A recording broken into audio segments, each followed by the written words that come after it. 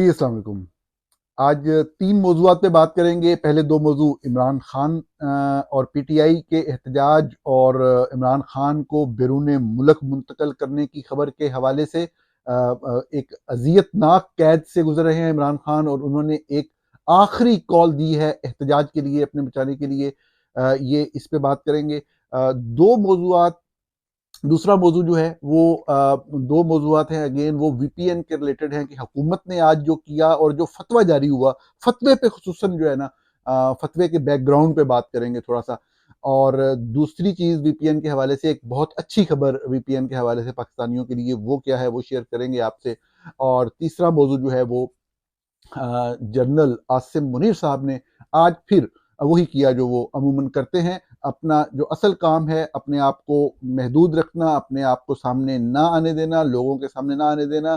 जिस तरह बाकी पूरी दुनिया में सिविलाइज्ड वर्ल्ड में जो प्रोफेशनल आर्मीज हैं उनका कंडक्ट होता है कि अपने काम से काम रखना, अपनी दिफाई स्ट्रेटजी के ऊपर काम करते रहना, उसको मजबूत करना और ऐसे काम करना कि लोगों को नजर आए, बजाय आपको एक आर्मी चीफ अमेरिका का आके रोजाना सेमिनारों से खिताब कर रहा हो तो उसका तमस्खुर ही बनेगा, तमस्खुर ही उड़ेगा। तो आज फिर उन्होंने मार्गला डायलॉग के नाम से एक खिताब किया है। उस खिताब में जो चीदा चीदा जुमले रिपोर्ट हुए मीडिया में वो आपके सामने रखने हैं और आपको बताना है कि उसके हवाले से हकाइक क्या हैं जिनको मस्क करके पेश किया जा रहा है। इसी से हम बात शुरू कर रहे हैं। मैं एक एक करके पढ़ता हूँ और उसके ऊपर आपके सामने जो हकाइक है वो रखने की कोशिश करता हूँ। मार्गला डायलॉग से खिताब किया general Asim Munir, chief of army staff ने, और उन्होंने कहा कि हालिया बरसों में दुनिया को कई चैलेंजेस का सामना है जिनमें गलत और गुमराहकुन मालूमात का तेजी से फैलाव अहम चैलेंज है। ये दुनिया को वाकई चैलेंज है, इसमें कोई शक नहीं है। जो फेक न्यूज है पूरी दुनिया में एक टूल के तौर पर इस्तेमाल हो रही है और पाकिस्तान के अंदर जो है वो रियासत पाकिस्तान और अफवाज पाकिस्तान जो है वो फेक न्यूज का अपने मीडिया चैनल के जरिए एक मेन जो है वो जरिया है।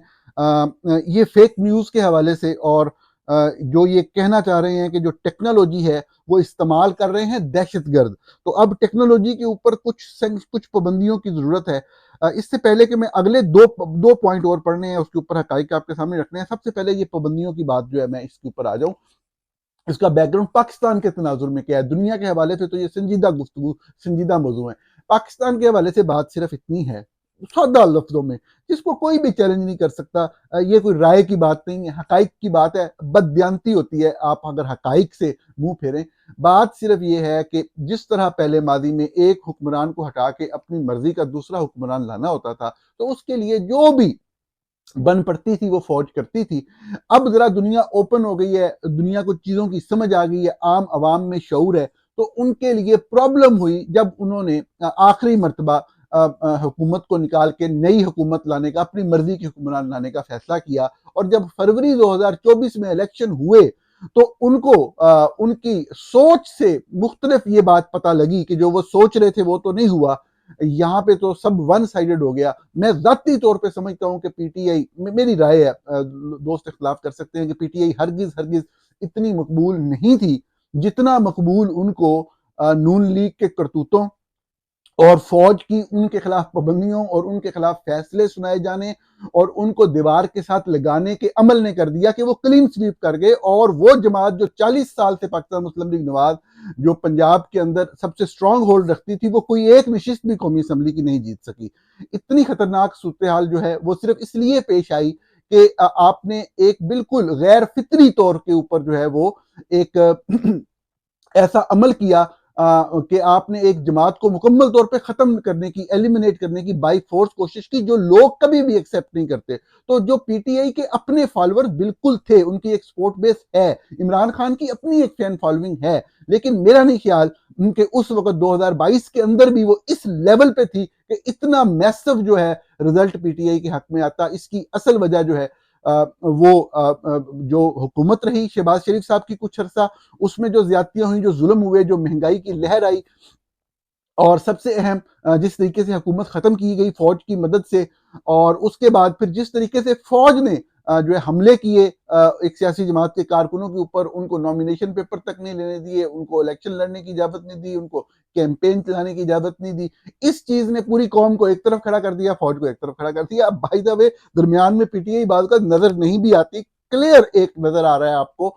अच्छा, अब ये जो सारी सूरत हाल थी, जब इसको पता लगा रात 12 बजे कि हम तो बहुत बुरी तरह हार गए, तो फौरी तौर पर नताइज तब्दील किए गए। अब नताइज तब्दील होने से पहले फॉर्म 45 बन चुके थे, यानी कि कौमी असम्बली के हलकों में जो एक एक पोलिंग स्टेशन जहां वोटिंग होती है, तो एक एक पोलिंग स्टेशन का जो नतीजा होता है फॉर्म 45 वाला, वो बन चुका था। अब उसको जमा करके फॉर्म 47 यानी पूरे हलके का नतीजा, उसका ऐलान होना था। तो अब मुमकिन नहीं था कि वो जो है फिगर चेंज किए जाए। तो फिगर्स को सबके सामने हमने देखा कि सिंपल काटा गया, अल्फाज को चेंज किया गया, 2 को 8 बनाया गया, 20 को 800 बना दिया गया, और इस तरीके से फॉर्म 47 जो है वो मैनेज किए गए।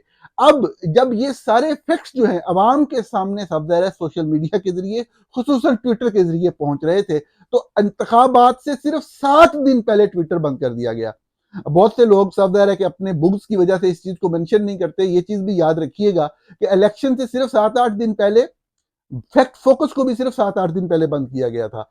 इलेक्शन से 7 दिन पहले फैक्ट फोकस ने जब ऐलान किया कि वो अपनी इन्वेस्टिगेशन रिलीज कर रही है, जो अब तक हम रिलीज नहीं कर सके, क्योंकि पाकिस्तान के अंदर बंद करके इंटरनेशनली भी वेबसाइट पे अटैक किया गया, बैक एंड से हमें प्रॉब्लम हुई उसको रिस्टोर करने में। लेकिन पाकिस्तान के अंदर 7 दिन पहले इलेक्शन से फैक्ट फोकस बंद किया गया, 7 दिन बाद ट्विटर को बिल्कुल बंद कर दिया गया पाकिस्तान के अंदर।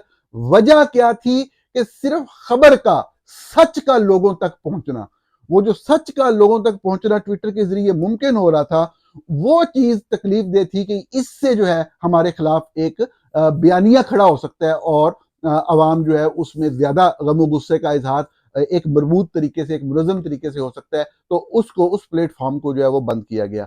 अब बात, ये जो टेक्नोलॉजी की बात हो रही है, और जो पाबंदियों की बात हो रही है, और जो टेररिज्म की बात हो रही है, ये आज से नहीं, ये हमेशा से खेलती आई है।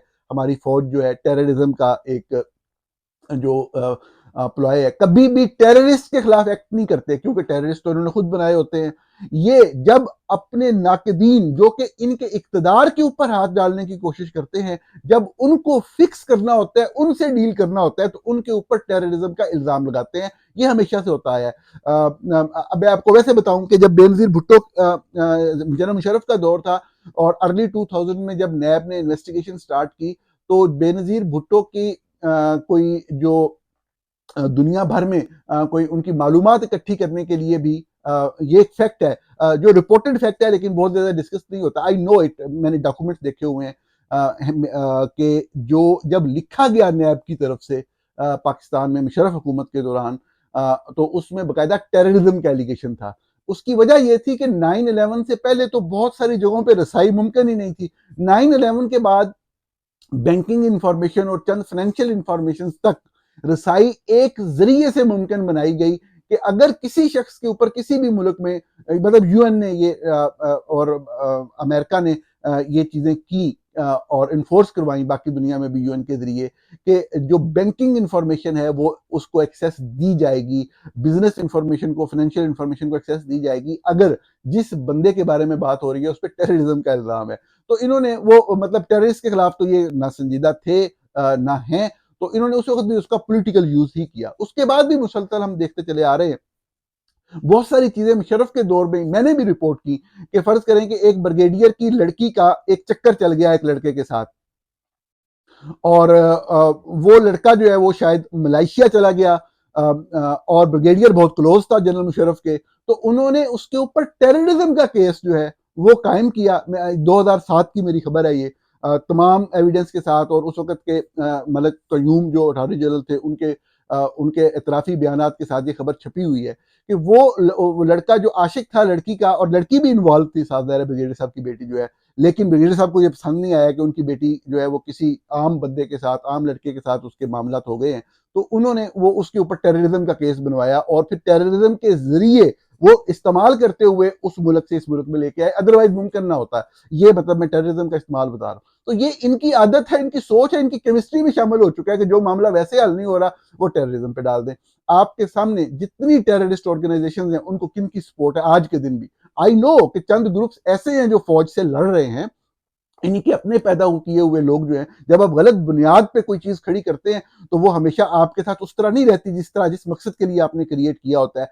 यही मिसाल बार-बार दी जाती है कि आप सिर्फ़ इसलिए अपने लॉन में साँप नहीं पाल सकते कि वो आपके मुखालिफ हमसाये के बच्चे को काटेगा, वो आपके बच्चों को भी काटेगा, साँप साँप ही होता है।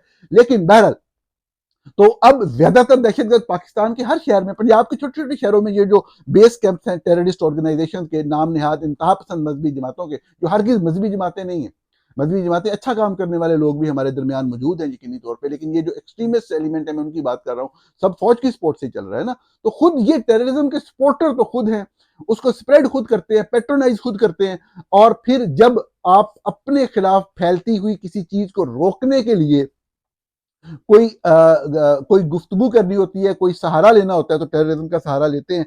और अब जो है जो मजीद बातें की आज के मार्गिला डायलॉग में, दुनिया में कई तब्दीलियों के पेश नज़र गैर रियासती अनासर का असर रसूख बढ़ जाना भी एक अहम चैलेंज है। आलमी सतह पर मईशत, अफवाज और टेक्नोलॉजी ने बेनतहा तब्दीलियाँ रूनमा हुई हैं। पुरतशद्दुद गैर रियासती अनासर और रियासती सरपरस्ती में दहशत गर्दी आलमी सतह पर एक चैलेंज है। कौन कह रहा है ये देखें, लुक हु इज टॉकिंग। मैं दोबारा पढ़ता हूँ, पुरतशद्दुद गैर रियासती अनासर, यही गैर रियासती अनासर यही होते हैं जो असला उठा के और गैंग और मॉब बन के रियासत के अंदर जो है वो गर्दिश कर रहे होते हैं और अपनी मर्जी करते हैं, हर हवाले से अपना निज़ाम इन्फोर्स करते हैं। हमारे यहाँ उनको फौज की सरपरस्ती हासिल होती है। डॉन लीग्स क्या थी? डॉन लीग्स यही थी कि हम बंदे गिरफ्तार करते हैं, आप आते हैं, उठा के छुड़वा के लेके चले जाते हैं, क्योंकि इनके अपने बंदे होते हैं। कहते हैं नहीं हमारे इन्फॉर्मेंट नहीं थे, वो सारे ही इनके अपने लोग होते हैं। पुरतशद्दुद गैर रियासती नासर और रियासती सरपरस्ती में दहशत गर्दी आलमी सतह पर मसला बन चुकी है। टेक्नोलॉजी ने जहां मालूमात के फैलाव में अहम किरदार अदा किया है, वहां गमराह कुन और गलत मालूमात का फैलाव भी एक चैलेंज है। जब भी मालूमात का फ्लो होता है, उसमें चंद मालूमात गलत हो सकती हैं, उनको सही मालूमात दे के ही दुरुस्त किया जा सकता है। आप जबरदस्ती सेंसरशिप करके कोई चीज रोक नहीं सकते, ये गलत होता है। ऐसा कभी भी कोई चीज़ कभी कामयाब नहीं होती। जामिया कवानीन और क़वाइद ज़वाबित के बगैर गलत और गुमराहकुन मालूमात और नफ़रत अंगेज़ बयानात सियासी और समाजी ढांचे को गैर मुस्तहकम करते हैं। यही खुद फैलाते हैं और खुद दूसरों के बारे में बात कर रहे हैं। क़वाइद ज़वाबित के बगैर आज़ादी इज़हार राय तमाम माशरों में अखलाकी कदरों की तनज़्ज़ुली की बाइस बन रही है। ये जो लोग चोर होते हैं, हमेशा वही डरते हैं इस चीज़ से, जिसको हम फ्रीडम ऑफ एक्सप्रेशन कहते हैं। साफ ज़ाहिर है कि हर शख्स इस चीज़ को जानता है कि चंद लिमिटेशंस जो हैं वो यकीनन होती हैं, लेकिन जिन लिमिटेशंस की ये बात कर रहे हैं वो ये है कि आप चाहे अल्लाह के बारे में कोई बात कर दो, मज़हब के बारे में कर दो, किसी चीज़ के बारे में कर दो, पूरी इंसानियत को ख़त्म करने की बात कर दो, फ़ौज के खिलाफ बात ना करो, हॉली कॉव के खिलाफ बात ना करो। ये कहना चाह रहे होते हैं जब ये बात कहते हैं। तो बुनियादी तौर पे एक फजूल चीज़, एक चीज़ जिसमें पाकिस्तान के किसी वजीर को बोलना चाहिए था, वजीर आजम अगर थे तो वो बात कर लेते, इनका बोलना बनता ही नहीं, इनका ताल्लुक ही नहीं। इस तरह की एक्टिविटीज़ के अंदर किसी भी तौर पे किसी भी तरह की जो इन्वॉल्वमेंट है वो कंडेमनेबल है और उसको कंडेम किया जाना चाहिए आर्मी चीफ की तरफ से। और ये एक बयानिया बना रहे हैं पाकिस्तान में, जो आगे एक जद्दोजहद या एक सिविलियन बालादस्ती के लिए अगर कोई कोशिश कर रहा है तो उसके ऊपर कदगने लगाने की अभी से एक माहौल बनाने की कोशिश कर रहे हैं। आज की तकरीर का जो पूरा खुलासा था वो मेरी दानिश में यही है जो मुझे समझ आता है। वीपीएन के ऊपर पाबंदी लगी है, पहले से लगी हुई है। साथ ट्विटर पे पाबंदी का बैकग्राउंड आपको मैंने पहले हिस्से में बता दिया। दूसरे हिस्से में मैं आपको अर्ज करता हूँ कि वीपीएन बंद करने की भी कोशिश की गई पिछले दिनों में, और आज जो है वो एक नोटिफिकेशन जारी हुआ, आप देख चुके हैं, लेकिन मैं एक आधी चीज बताना चाहता हूँ आपको कि वजारत दाखिला का नोटिफिकेशन है कि I am directed to refer to the subject cited above and to state that VPNs are increasingly being exploited by the terrorists to facilitate the violent activities and financial transactions in Pakistan. Of late, an alarming fact has been identified wherein the VPNs are used by the terrorists. खैर वो जो बयानिया वाली बात मैंने की, ये अब उन्होंने वजारत इत्तलात के जरिए भी किया कि जो VPNs जो हैं, अब सारा मसला उनका है, क्योंकि लोग जो है ट्विटर और चंद दूसरी वेबसाइट जो है उनको जो है वो एक्सेस कर लेते हैं वीपीएन लगा के, इंफॉर्मेशन तक, सच तक, हकीकत तक एक्सेस कर लेते हैं वीपीएन लगा के, और इसलिए ये बहुत बड़ा मसला बन गया है अब। और इसको अब रोका जाना ज़रूरी है।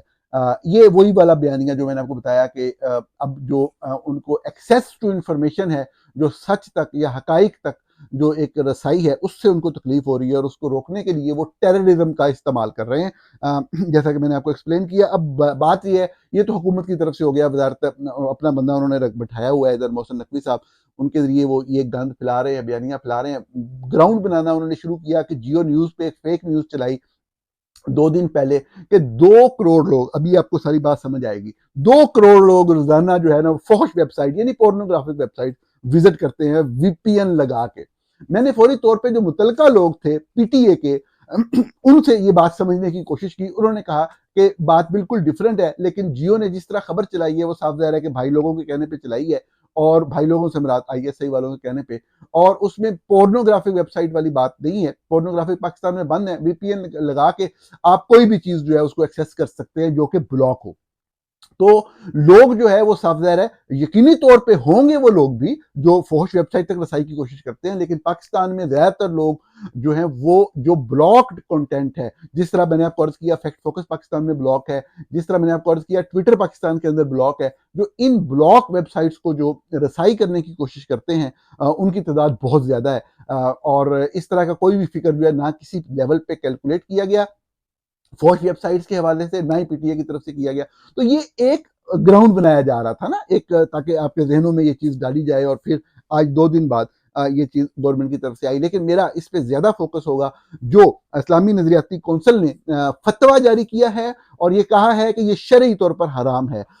मैं फतवे की समझ तो आपको भी आ गई होगी, मैं उसके उस पहलू पे, मजहबी पहलू पे नहीं जाऊंगा क्योंकि खाम खा मेरे ऊपर फतवा ना आ जाए। लेकिन मुझे जब भी अफसोस होता है तो मैं उसका इजहार ज़रूर करता हूँ लोगों के हवाले से और शख्सियात के हवाले से, खुसूसन वो शख्सियात जिनका मैं अदब करता हूँ, जिनका मैं एहतराम करता हूँ। अगर मुझे कभी उनसे शिकवा हो तो मैं एक लम्हा ज़ाया नहीं करता। मेरे दोस्त अगर कुछ गलत करें, मैं पहला बंदा होता हूँ जो उस चीज़ को कॉल आउट करता हूँ।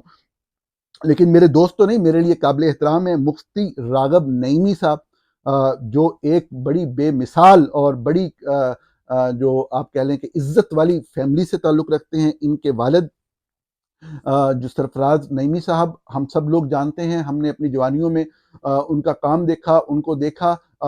हमारे सामने 2014 में एक खुदकश हमले में जो खारजी हैं, जो काफिर लोग हैं, उन्होंने शहीद किया सरफराज नईमी साहब को। मौलाना मोहम्मद हुसैन नईमी के बेटे थे सरफराज नईमी साहब, जिन्होंने जामिया नईमिया की बुनियाद रखी। ये वो लोग हैं, चाहे मोहम्मद हुसैन नईमी हो, चाहे अल्लामा सरफराज नईमी हो, ये उलमाए हक में शामिल होते थे, जो सच के ऊपर खड़े होते थे, जिनकी तारीफ, जिनकी पहचान उनका हक बात कहना और हक बात पे खड़ा होना होती थी। रागब नईमी साहब भी पढ़े लिखे लोगों में से हैं। जो मैंने इनके बारे में सुना, अच्छी बातें ही सुनी आज तक। और जब इनको ओहदा मिला, साफ ज़ाहिर है ओहदा नून लीग ने दिया। ये उन लोगों में से हैं जो फैमिली नून लीग के या शरीफ फैमिली के क्लोज रही है हिस्टोरिकली, जिसमें मुझे कोई एतराज नहीं है। आपकी कोई भी पॉलिटिकल इंक्लिनेशन हो सकती है, राय का इख्तिलाफ चलता रहता है, वो अलग बात है। पॉलिटिकली मामला लोगों की जो समझ है या दनिस्त है वो डिफरेंट हो सकती है। लेकिन मजहबी हवाले से, इल्मी हवाले से बिल्कुल जो दुरुस्त लोग हैं, जो काबिल कदर लोग हैं, काम करने वाले लोग हैं। मतलब हमारे यहाँ क्योंकि मजहब में बहुत सारे लोग जाहिल किस्म के लोग भी होते हैं, ये पढ़े लिखे लोगों में यकीनी तौर पे और बहुत ही बाइज्जत लोगों में ये फैमिली का शुमार रहा है। रागब नईमी साहब ने आज जो काम किया है वो आपको समझ आ गया। बुनियादी तौर पे मैंने सारी पढ़ी है, मैंने समझने की कोशिश की है कि कोई इल्मी इस्तदलाल उन्होंने किया या नहीं किया। कोई इल्मी इस्तदलाल नहीं है। साफ ज़ाहिर है कि ताकतवर को, हुक्मरान को खुश करने की कोशिश है, ताकतवर तरीन कुव्वत को खुश करने की कोशिश है अल्लामा रागब नईमी साहब की तरफ से। इसमें एक ऑप्शन में हमेशा अपने दोस्तों को, शोबा सहाफ़त से ताल्लुक़ रखने वाले दोस्तों से भी एक अर्ज़ किया करता हूँ कि इस चीज़ से मैं इनकार नहीं करता कि दबाव या खौफ या सेंसरशिप बदतरीन होती है। मैं इस बात से भी इनकार नहीं करता कि हर वक़्त जो है वो मतलब बिल्कुल सच बोलना और सामने खड़े हो जाना अक्लमंदी है, बिल्कुल हिकमत अमली हो सकती है। लेकिन मैं एक बात के ऊपर हमेशा कहता हूँ कि झूठ ना बोलें, गंद ना करें, गलत ना करें, खामोश हो जाएँ, गायब हो जाएँ, लेकिन अपने मुँह पे कालिक तो ना मलें। ये मेरा शोबा सहाफ़त से मुंसलिक लोगों से भी हमेशा मेरा मेरा असूल यही रहा है कि आप कम अज़ कम जो चीज सच है वो कहें, अगर नहीं कह सकते तो गायब हो जाए। जो मुफ्ती रागब नईमी है, इन्होंने झूठ बोला है, इन्होंने गलत बात की है, इन्होंने मजहब का इस्तेमाल करने की कोशिश की है। इतने बाइल्म, इतने बाअसर, इतने प्यारे खानदान से होते हुए भी आज ताकतवर के लिए इसी बात के ऊपर खामोशी हो जाते। इधर से आपने ये बात की है, उधर से इंटीरियर मिनिस्ट्री का भी वो चीज आ गई है। कौन सी चीज गैर शरई है? किस इल्मी इस्तेलाल के ऊपर बात करें? वीपीएन है क्या? वीपीएन इल्म, नॉलेज की एक्सेस है। ये वही बात है कि जब छापा खाना आया, प्रिंटिंग प्रेस आया, उसके ऊपर फतवे आए, क्योंकि इल्म के फैलाव या किताब के छपने के ऊपर या इल्म के फैल जाने के ऊपर उस हवाले से खौफ था। तो जो उस वक्त की ताकतवर कुव्वतें थी, उन्होंने फतवे लिए प्रिंटिंग प्रेस के खिलाफ। ये उसी तरीके से है कि जैसे आप इंटरनेट को जब आया तो उसके ऊपर भी आप यही कहते थे कि इसके ऊपर गंदी चीजें भी आती हैं। मतलब वही वाली जो एक खास ज़हनियत है। आप अपने घर के अंदर जो बच्चा है, आप सारा दिन एक माँ और बाप या कोई एक अपने बच्चे, अपने बेटे या अपनी बेटी के साथ सारा दिन उसकी उंगली पकड़ के घूमता रहे, चलता रहे, उसके साथ साथ रहे, वो किसी दोस्त से मिले तो उसके ऊपर खड़ा रहे, तो बिल्कुल बच्चा कोई गलत काम जो है किसी गलत साइड पे नहीं जाएगा। हर जगह पे उसको एक रहनुमाई मुयस्सर होगी। तो आप पूरी जिंदगी फिर बच्चे को इस तरह लेके क्या चल सकते हैं? आपको बच्चे की बुनियादी तरबियत करनी होती है, उसको गलत और सही बताना और समझाना होता है, और उसको फिर अल्लाह के हवाले, दुनिया के हवाले कर देना होता है। उसने खुद सीखना होता है। बिल्कुल, आप दुनिया में कोई भी काम करेंगे उसमें राइट भी है, उसमें रॉन्ग भी है। आपने तरबियत करनी है कि राइट पे जाना है या रॉन्ग पे जाना है, क्या गलत है क्या सही है। यही चीज किताब के अंदर गंदी चीज नहीं छपती थी, किताब के अंदर गंदी बातें नहीं छपी होती थी, किताबें भी गंदी होती थी ना। तो इसी चीज को बहाना बना के जो है वो मुख्तलिफ चीजें की गई। इंटरनेट के ऊपर जब आया, इल्म का दरिया था, उसके ऊपर यही बातें की गई ना कि ये गलत होगा, ये हो जाएगा, वो हो जाएगा। लेकिन आज इल्म का सबसे बड़ा मीडियम जो है वो इंटरनेट है। यूट्यूब एक वक्त आया जब वीडियो का दौर आया, तो यूट्यूब दुनिया की बड़ी बड़ी जो दर्सगाहें थी, यूनिवर्सिटीज थी, उससे ज्यादा नॉलेज एक यूट्यूब के ऊपर पड़ा हुआ है, एक यूट्यूब के ऊपर। और पाकिस्तान के अंदर 2-3 साल यूट्यूब पाकिस्तान पीपल्स पार्टी के दौर में बंद हुई और 3-4 साल बंद रही। आप अंदाजा करें इस दौर के अंदर वो जो आपने 3 साल यूट्यूब बंद की है, आपको तो ये बात समझ नहीं आएगी कि उसकी कीमत भी आपकी आने वाली नस्लें अदा करेंगी कि आपने यूट्यूब जैसा एक जो प्लेटफॉर्म है, जो जो दुनिया की अब तक इंसान की पूरी तारीख के अंदर तमाम दर्सगाहों का इल्म मिला लिया जाए तो वो इल्म कम है एक यूट्यूब के ऊपर वीडियो की फॉर्म में ज्यादा इल्म और नॉलेज पड़ा हुआ। ये जहालत जो होती है वो इल्म से हमेशा चिढ़ती है। तो वीपीएन क्या है? वीपीएन बुनियादी तौर पे इसी इल्म को एक्सेस है। बेसिकली वो कोशिश जो रोकने की है उस कंटेंट को, उस हकीकत को, उस सच को, उस हक को, जो बातिल कुव्वतें, जो जाबिर कुव्वतें, जो काबिज कुव्वतें रोकना चाह रही हैं, उस तरह उसके ऊपर फतवा दे के आपने मुफ्ती रागब नईमी साहब इंतहाई अदब के साथ, आपने, मैं आपके बारे में कुछ नहीं कहूंगा, आपने अपने खानदान के ऊपर जुल्म किया, आपने अपने खानदान के ऊपर जो है वो एक गलत चीज जो है उनके साथ एसोसिएट कर ली, आपने उनकी इज्जत में कमी की, आपने खुद तो जो किया कुछ किया। आप अगर खामोश भी रह जाते तो ये वक्त गुजर ही जाता। नाजरीन आगे चलते हैं, अच्छी खबर है वीपीएन के हवाले से, वो डिस्कस करनी है आपसे। और वो खबर ये है कि जो दुनिया की बदतरीन जो जाबर रियासतें हैं, जहां जुल्म का निज़ाम है, जहां पे फ्रीडम ऑफ इंफॉर्मेशन नहीं है, जो जहां पे जो हक बात कहने को दबाया जाता है, जहां अपनी मर्जी का निज़ाम मुसल्लत करने की बात की जाती है, उसमें जो 3-4 बड़े नाम है उसमें से रशिया है, उसमें चाइना है और चंद गल्फ स्टेट्स हैं जिनमें हमारा सऊदी अरब और यूएई वगैरह और इस तरह के ममालिक शामिल हैं। अब इन मुल्कों के अंदर भी सोशल मीडिया के ऊपर भी पाबंदी होती है। इनका अपना सोशल मीडिया, इनका इन अ वे अपना इंटरनेट है। इसी तरीके से इन्हीं ममालिक के अंदर जो है वो वीपीएन के इस्तेमाल के ऊपर भी पाबंदी है। रशिया के अंदर भी वीपीएन के इस्तेमाल पे पाबंदी है, चाइना के अंदर भी वीपीएन के इस्तेमाल की पाबंदी है। आपकी इतला क्लियर है, सऊदी अरब और यूएई के अंदर भी वीपीएन के इस्तेमाल के ऊपर पाबंदी है। आप स्टैटिस्टिकल डाटा देख सकते हैं कि इन ममालिक के अंदर जो वीपीएन का इस्तेमाल है वो कभी भी कम नहीं हुआ पाबंदी के बावजूद। जो वीपीएन का तस्वुर है बुनियादी तौर पे वो है ही यही कि आपको, कि वो बेसिकली उस निजाम के खिलाफ फाइट कर रहा होता है जो कि इंफॉर्मेशन को दबाने की या रोकने की कोशिश कर रहा होता है। तो आज के दिन तक रशिया भी और चाइना भी, और यहां तक के सऊदी अरब और यूएई तक जैसे ममालिक भी, जो कि फ्रीडम ऑफ एक्सप्रेशन को आखिरी हद तक जाके कर्ब करना चाहते हैं, रोकना चाहते हैं, वो भी वीपीएन का इस्तेमाल नहीं रोक सके। बाज औकात बाज डिफरेंट टाइप्स ऑफ वीपीएन होते हैं, बाज फ्री वीपीएन होते हैं, फ्री के अंदर भी अच्छे भी होते हैं, लेकिन ज्यादातर फ्री वीपीएन को ब्लॉक कर देना आसान होता है जो भी टेलीकॉम की रेगुलेटरी अथॉरिटीज होती हैं उनके लिए। लेकिन जो थोड़ा सा बेहतर वीपीएन होगा वो आपको आहिस्ता आहिस्ता जब ये डिस्कशन स्टार्ट होगी आपको पता लगना शुरू हो जाएगा ऑटोमेटिकली कि अच्छे वीपीएन कौन से हैं जो काम कर रहे हैं। और सबसे अहम चंद अच्छे जिस तरह हॉटस्पॉट शील्ड है और चंद वीपीएन है, मैं अपने ट्विटर अकाउंट पे या अपने इस यूट्यूब चैनल पे दोबारा भी आपको चंद अच्छे जो है वो रिकमेंड करूंगा। कुछ पेड भी होते हैं। अच्छा, वो पेड जो होते हैं वो जरूरी नहीं होता 1% के लिए हो, वो ज्यादा पर्सन के लिए भी हो सकते हैं। तो आप 5 लोग मिलके भी एक वीपीएन जो है परचेज कर सकते हैं पर मंथ, उसमें कोई मामूली सी कॉस्ट आपको शायद पे करनी पड़े। आप फ्री के अंदर भी ढूंढ सकते हैं ऐसे जो कि कनेक्ट हो रहे हो। तो वीपीएन इस दौर के अंदर ये जहालत फैलाने वाले जितना मर्जी कोशिश कर लें इंफॉर्मेशन तक, इल्म तक, शऊर तक रसाई को ये नहीं रोक सकेंगे और ये चलती रहेगी। ये अच्छी खबर है कि जो आप खबरें सुनते हैं, जो बड़े बड़े सहाफियों को आप जो फतवे देते हुए और बड़ा धमकी अमेज अंदाज में बात करते हुए देखते हैं कि हम वीपीएन पे भी बंदी लगेगी और अब ये होगा, और ये जो गैर जिम्मेदारी का मुजाहरा हो रहा है, ये गैर जिम्मेदारी का मुजाहरा नहीं होता, ये सिर्फ हमारे सोच और अकल और हमारी मर्जी के बगैर जो बात हो रही होती है वो गैर जिम्मेदारी होती है बुनियादी तौर पे। तो ये अच्छी खबर थी वीपीएन के हवाले पे। वीपीएन पे पाकिस्तान कभी भी पाबंदी नहीं लगा सकेगा।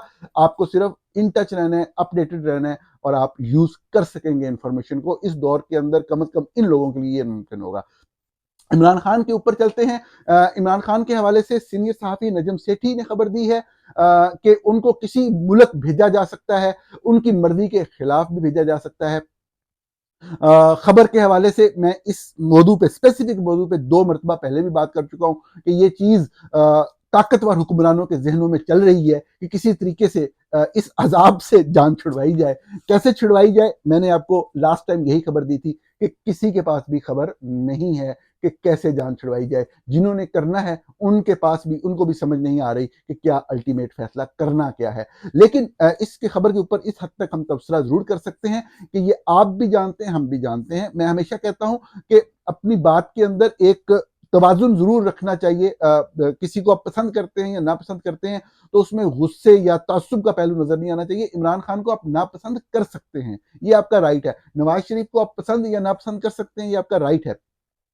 लेकिन जो चंद बुनियादी हकीकतें वो माननी चाहिए। इमरान खान ने ये साबित किया है, अपने तमाम नाकदीन को गलत साबित किया है कि जो समझ रहे थे कि जेल की सख्ती ये शख्स बर्दाश्त नहीं कर सकेगा, ये हमेशा से हीरो रहा है, हीरो वाली लाइफ गुजारी है, तो ये अवाम शमाम वाले सिर्फ नारे ही मार रहा था। उसने साबित किया है कि इनकी बदतरीन सख्तियों के बावजूद, और फिर जनरल जब आए ये आसिम मलिक जो है डीजीआईएसआई के तौर पे, तो इन्होंने जो जुल्म शुरू किया जेल के अंदर, उनको अंधेरे में रखना मुसलसल लंबे अरसे, सब कुछ करके देख लिया। इनको अल्टीमेटली एक ही बात समझ आई कि वो उस बंदे को नहीं तोड़ सके।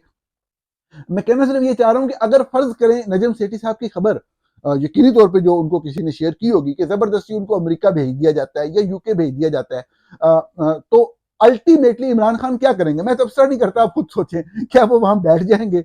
क्या वो इस पाबंदी को कबूल कर लेंगे, या क्या हुकूमत इमरान खान को बाहर निकालने, किसी और मुल्क में भेज देने के बाद वो प्रेशर बर्दाश्त कर पाएगी जो इंटरनेशनली इन पे आएगा, और जो अंदर से प्रेशर पाकिस्तानी अवाम का आएगा उनके वापस आने के हवाले से?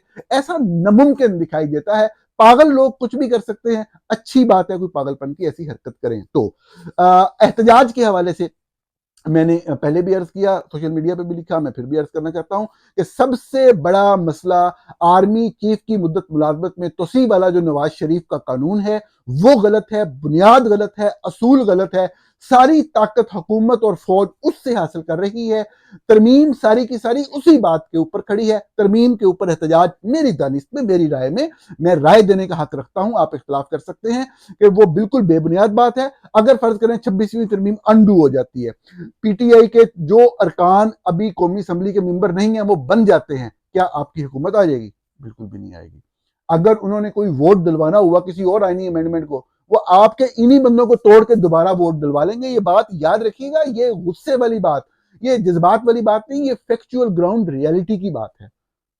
कि ताकत जो जिस तरफ ताकत है वो ताकतवर हुक्मरान, ताकतवर बादशाह, एहतजाज उसके खिलाफ, जो चीज असल में बुनियादी तौर पे गलत हुई है उसके खिलाफ बनता है। मेरे जाती ख्याल में मेरी राय ये है कि अगर पीटीआई आर्मी चीफ की मुद्दत मुलाजमत में तोसी वाले कानून को हिट नहीं करेगी, उसके ऊपर एहतजाज नहीं करेगी, तो लोग नहीं निकलेंगे, कम निकलेंगे, जो कम निकलेंगे वो गिरफ्तार होंगे और अल्टीमेटली एहतजाज कामयाब नहीं हो सकेगा। मैं बिल्कुल ये नहीं कह रहा कि ऐसे करें या ऐसे करें, मैं अपनी राय आपको दे रहा हूं। मेरे ख्याल में कानून के दायरे के अंदर रहते हुए जमहूरियत और जमहूरी असूलों के तहत एहतजाज जरूर होना चाहिए। एक गलत चीज हुई है आर्मी चीफ के हवाले से, उसको खत्म होना चाहिए। आर्मी चीफ का ये 3 साल वाला बदलने वाला मामला ये रेगुलर होगा तो इदारे के अंदर भी डिसिप्लिन आएगा। इस वक्त इदारे के अंदर बहुत शदीद गम गुस्सा है किस तरीके से इदारे के ऊपर जो है कब्जा कर लिया गया है एक खास तरह के ग्रोह के ऊपर जो रिटायर भी हो चुका हुआ था। तो वो जो गम गुस्सा है इदारे के अंदर, वो भी साफ जाहिर है कि अगर अवामी एहतजाज जो है वो होता है तो वो चीज मजीद स्ट्रेंथन होगी। लेकिन हर चीज कानून के दायरे के अंदर रहते हुए जमहूरी असूलों के तहत जो जमहूरियत में एक हक एहतजाज है उसको इस्तेमाल करते हुए होनी चाहिए। नाजरीन, प्रोग्राम देखने का बहुत शुक्रिया। आपसे कल फिर मुलाकात होगी।